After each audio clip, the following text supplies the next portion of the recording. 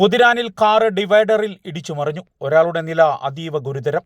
മണ്ണുത്തി വടക്കഞ്ചേരി ദേശീയപാത കുതിരാനിൽ പടിഞ്ഞാറെ തുരങ്കമുഖത്തെ അടിപ്പാതയ്ക്ക് മുകളിലാണ് അപകടം നടന്നത്.